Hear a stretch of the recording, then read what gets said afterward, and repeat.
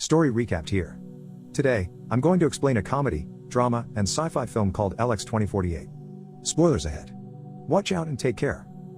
In the far future, the sun forces people to stay indoors due to the catastrophic event called the Big Heat Up. People never leave their homes, and because of this, they develop mental health problems. Lithium X is the world-famous drug that solves this problem. It makes a person happy and gives them their dose of vitamin D. Only a few still live life as a morning person, and one of them is Adam Bird. Adam receives news that he's terminally ill. He can't believe he's dying, asking his doctor if there are other options. She says a heart donor can save him, but sudden deaths rarely happen. He suggests using his insurance package called Premium 3 to pay for a healthy clone of his heart. Sadly, that can only happen if his wife agrees. Their relationship has been going through a rough patch. Although they're not officially separated, as Adam's wife insists on doing the process online. Adam despises how much society revolves and depends on technology. Too much to the point that the woman he's talking to is the doctor's clone. The son doesn't hurt her, for it's one of the many perks of being a clone. The doctor sees Adam's mental health degrading and books him for a psychiatrist visit. In a room, Adam talks to his wife, Rena, through a virtual reality headset. He cusses her out because she doesn't want to see him in person.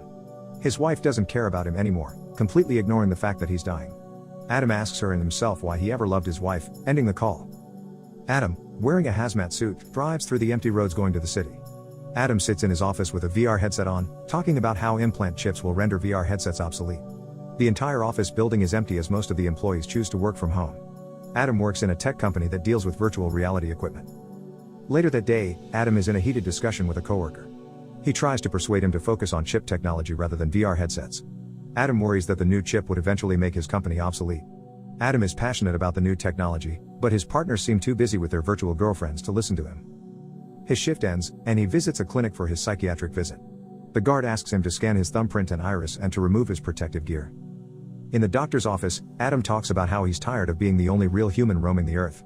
This doctor is also a clone like the previous doctor.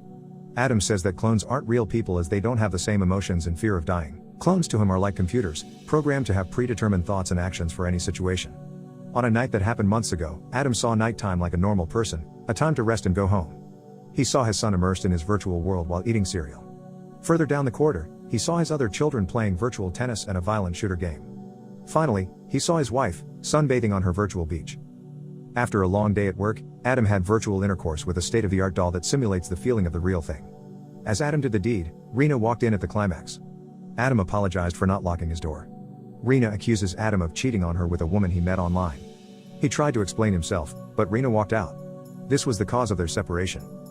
Adam wakes up, immediately taking a shower to wash away the look of disgust he remembers Rena giving him. He grooms himself as he prepares to visit Rena and the children. At their home, Rena refuses to let him in. He calls her through VR, threatening to break down the door. She meets him outside, showing no care about his impending death. Adam reminds Rena that if he dies, she won't be able to pay off the mortgage. Rena then tells him that Premium 3 will handle everything, even the cost of creating Adam's clone. However, he tells her that his company is close to bankruptcy. Without a job, he would have no life insurance and in his death, would leave his family penniless. Adam just wants to leave his family, knowing he provided for them the best he could. With Rena's help, he could have a clone of his heart, and he'll be able to live long enough to save the company and maintain his life insurance. Adam opens up about his heart failure, and how he feels no pain at all.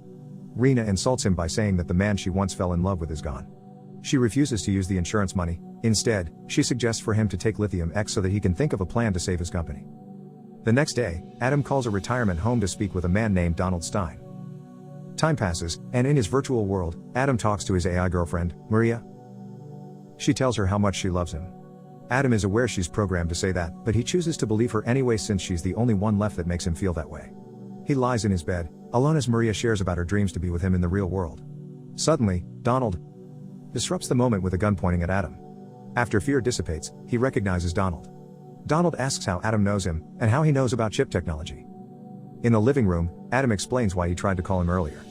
He believes that Donald is the creator of chip technology. Donald becomes paranoid, asking Adam if he works for State, a company Donald used to work for.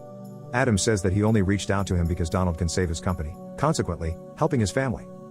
In a flashback, Adam recalls how a state clerk congratulated him and Rena for having 3 kids. This called for a celebration because the human population had decreased in the past decades. The rise of artificial intelligence allowed people to get their emotional support and satisfaction through machines rather than humans. The clerk told them about an insurance package that aims to protect families like theirs called Premium 3. The man who developed it is the chief genetic engineer, Donald Stein. The clerk then explained that the insurance will cover creating a clone of the departed spouse or children. With this, the widow or widower can make adjustments to the clone. Rena seemed enchanted with the idea, while Adam remained perplexed. Adam confronted Rena about her wanting to change something with Adam's clone. She knew he chose to also change something about her, but he denied it. Rena reasoned out that she only wants Adam to be the best he can be. Back in the present, Adam praises Donald, calling him the father of human cloning. He tells Donald that he found him through his dental records. Donald asks how developing Premium 3 relates to him being the one that created the chip technology.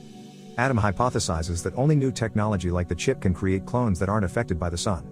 Donald nods in agreement. After a few drinks, Donald starts blabbing on about how the big heat up is the reason for human cloning. Essentially, they were tasked by state to develop humans that don't get affected by the sun. Adam opens up about how much he hates the idea of changing something about him. He wants people to love him for who he is, and not as the better clone. Donald relates to him, saying that he only found true love in his virtual girlfriend. During the big fight that caused the separation, Adam told Rena that the woman in his virtual world is just an avatar. She's hurt by the fact that her virtual girlfriend satisfied Adam better. She called him pathetic, and the fight escalated. Adam argued about him sacrificing everything for the family while Rena lounged at her virtual beach all day long. Rena rebutted by saying that she's in the virtual world to spend time with their children. She says that Adam could also join them, but he's too busy pumping virtual juice into his virtual harlot. Adam admitted that he did it to feel some type of comfort and happiness. Lithium X can provide that, but Adam refused to take it. She offered an ultimatum: they can stay together if Adam deletes his virtual girlfriend. He refused, breaking their relationship entirely. In the living room, they broke the news to their children. Rena said that Adam has another woman. Adam omitted the fact that Maria is an avatar and said that he and Rena just drifted apart. Rena doesn't condone his lies, so she embarrassed him in front of the children. After a night of smoking and drinking, Adam and Donald connect on a much deeper level as they hear about each other's past. Donald believes everyone is connected, and destiny brought them together. He says that he can engineer a clone of Adam's heart. However, he thinks that there's nothing wrong with his heart. The pain Adam is feeling is not physiological, but rather emotional. Adam can feel pain because he doesn't take Lithium X, and he yearns for the love that can only be found in his virtual girlfriend. Donald confesses that he felt the same thing, which is why he created a clone of his virtual girlfriend, causing state to oust him. He then purchased his freedom through selling chip technology patents. With the bond they have formed, Donald will help Adam by cloning Maria. Overnight, Adam contemplates Donald's proposition. He finds himself in the kitchen where he deposits Donald's gun into a drawer. Morning arrives, and he calls his mother. He's weirded out by her mom's avatar, who she made significantly younger. Adam worries that his children might fantasize about their grandmother. His mother asks if he takes Lithium X regularly, prompting him to express his hatred towards the drug. The sun burns his arm, and he quickly covers up his windows. A call from his company wakes Adam up. His workmate informs him about the decreasing support for virtual reality. His workmate asks if he's taking medication because he sounds unhappy. Adam hangs up the phone and flips him off. Adam starts drinking, and he anxiously looks for something. In the drawer, he sees Donald's gun on top of Lithium X pills. Night arrives, and Rena visits him. She worries about Adam's worsening condition, but he assures her that he's fine. Rena tells him about someone who can unlock Premium 3 without Adam dying. The process is called virtual assassination. Someone will create the necessary paperwork that can trick state into thinking Adam is dead. Adam's clone will arrive in 2 days, and the clone would save the company. Rena tries to talk him into agreeing, not hiding her excitement to replace him. Adam is dumbfounded and asks what's going to happen to him. Rena suggests for him to do whatever he wants. She doesn't care anymore if Adam wants to be with Maria. Adam shouts his disagreement, saying he'll fight for his life until his last breath. Rena calls him a drama queen, talking down on him and insulting him. Finally, Adam realizes just how much his wife hates him and agrees to do it. Rena kisses him and informs him that she already did it. She told his company that he overdosed. Before she leaves, Rena hands Adam his new identity and login credentials. Adam realizes that he can't see Maria because he's not Adam Bird anymore. His new name is Richard Burbage. Rena apologizes and assures him that he'll tell the new Adam not to delete her. She leaves, and Adam chases after her, calling her names and threatening to sue her. Rena turns and insults him back. Suddenly, a van hits her and she dies. Police and paramedics arrive at the scene. An officer approaches Adam and offers his condolences. He asks if they were in a fight as the driver saw that Rena was agitated.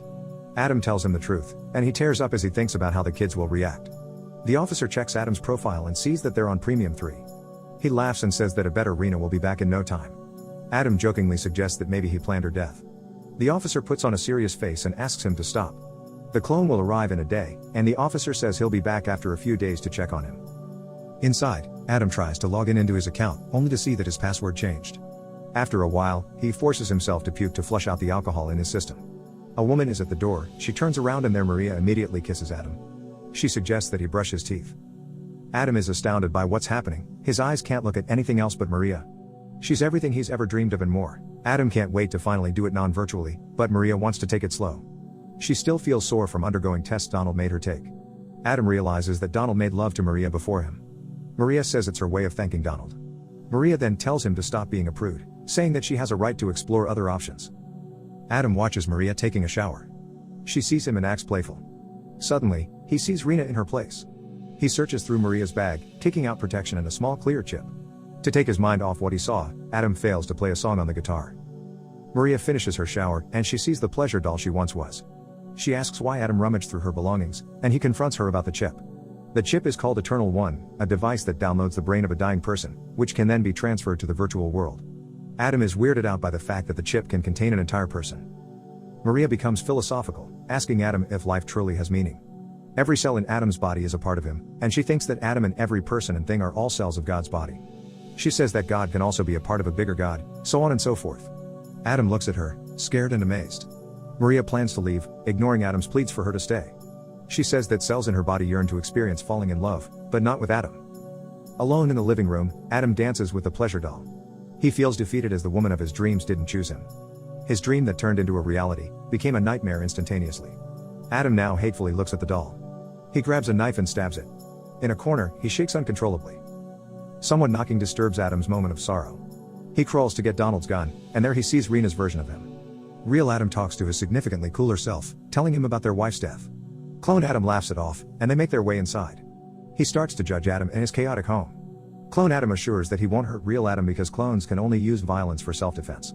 Still, Real Adam holds on to the gun while Clone Adam grabs the guitar. He starts to easily play the song Adam tried to play a while ago. Real Adam is jealous of how good of a musician Clone Adam is. He thought Rena would have changed something physical about him, so he's shocked to see how creative his clone is. Clone Adam says that Rena is a great woman, Real Adam just couldn't see it because of how hard it is to please him. He then asks his clone if he has a six-pack. Clone Adam shows off his abdomen to reveal the same body fat. He then styles his hair the same way. Real Adam doesn't believe that creativity is the only thing Rena changed, so he asks his clone to strip for him. Clone Adam shows everything down under. They compare lengths, and Real Adam is hurt by the difference. Cooler and longer Adam asks how Rena died. He starts shouting about the events that led to where he is now. Little by little, Real Adam grows crazy, blaming Donald for everything that happened to him. He asks for Cooler Adam's opinion on him wanting to kill Donald. The clone then starts reciting their script from a high school play they starred in. The two stand face to face, finishing each other's sentences. Real Adam tears up as he ends his monologue, and the clone praises his performance. Real Adam says that he's no longer Adam Bird because Rena bestowed upon him a new identity. He refuses to accept, but seeing the person Rena wanted him to be, makes him feel weak. The clone approaches Real Adam, persuading him to accept his new identity. He runs to a room as he tries to escape the identity crisis he's experiencing. Clone Adam follows him to the room, saying that Real Adam should accept changes in society. Soon enough, everyone will be transferred to the virtual world, leaving Earth empty. Real Adam realizes he can't be himself in the virtual world if the clone is alive, so he aims the gun at Clone Adam. The clone tries to prolong his life by asking why Rena virtually assassinated Real Adam. He then remembers he's dying. Clone Adam tries to make him take a pill to clear his mind. He puts down the gun as he contemplates his next actions. Suddenly, he snaps out of the clone's manipulation. Real Adam aims his gun, but the clone's self-defense mechanism kicks in, and they start fighting for the weapon. The gun slips out of their hands, and the impact causes it to shoot. Adam dies from a bullet to the head. Later that night, Clone Adam buries Real Adam. Back at home, he finally calms himself down. Adam returns the pills in a picture frame. He looks at two sets of clothes, unsure of which to pick. Outside is Rena's clone. The two reconnect, and he immediately notices an increase in her bust. Inside, the two share an intimate moment. The clones start to brew up a plan to use Premium 3 to replace their kids. Suddenly, they hear a buzzing sound of a chip. It's Adam playing the guitar. Adam's story delves deep into the human condition and asks what it's truly like to be human. Is humanity simply a face you can talk to? Or can you retain your humanity even if everything you interact with is virtual? Adam, who despises the clones, thinking them fake and an abomination, still participates in the virtual world in the form of his virtual girlfriend. Adam simply wanted to live happily just like in the olden days and can't accept humanity's progression and technological advancement.